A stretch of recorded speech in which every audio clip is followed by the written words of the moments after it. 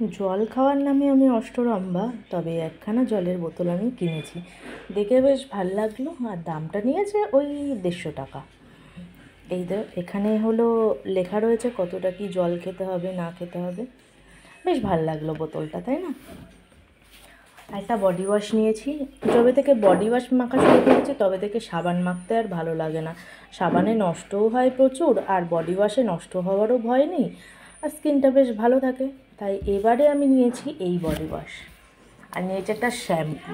এখন হ্যাঁ আসছি। এখন তো প্রচণ্ড গরম পড়েছে, গরমে প্রায় রোজই শ্যাম্পু করতে হচ্ছে, তাই এই শ্যাম্পুটা আমি নিয়েছি সানসিল্কের। এটা নতুন নাকি বেরিয়েছে, নতুন মানে আমার কাছে পেয়েছি, দেখতে সুন্দর লেগেছে। আমি আবার দেখতে সুন্দর দেখে জিনিস কিনি। আমার মতো কে কে দেখতে সুন্দর দেখে জিনিস পটাপট তুলে আনো অবশ্যই কমেন্ট বক্সে জানাবে। আর আগে একটা জিনিস দেখায়, আমি একটা নতুন গয়না কিনেছি। মানে আমার জীবনের সাথে এখন একটা গয়না জুড়ে গেছে, সেই গয়নাটাকে আগে দেখাই হ্যাঁ তোমাদের। তো এই হচ্ছে সেই গয়না। মানে আমি মনে হয় ভিডিও 2 বছর ধরে হয়তো করছি। 2 বছর ধরে ভিডিওর চক্করে নানা রকম কারণে আমার চোখে এখন গয়না পড়ে গেছে। এটা হলো আমার নতুন পয়লা বৈশাখের গয়না।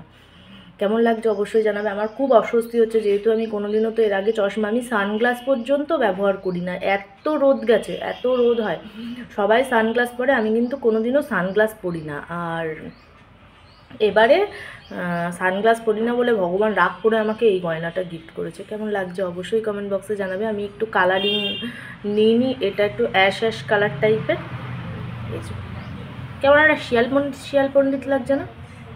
আমার মা রেঁধেছে গুড়ের পায়েস। এটা কালকে রাত্রিরেই রান্না করেছে, আজকে সকালে বেশ ঠান্ডা ঠান্ডা খেতে খুব সুন্দর লাগছে। তো এখন আমরা পায়েস খাবো। তো আজকে আমার মায়ের রান্নাঘরে একটা নতুন খাবার হচ্ছে, নতুন না, রেসিপি হচ্ছে। এটা কি বলো তো?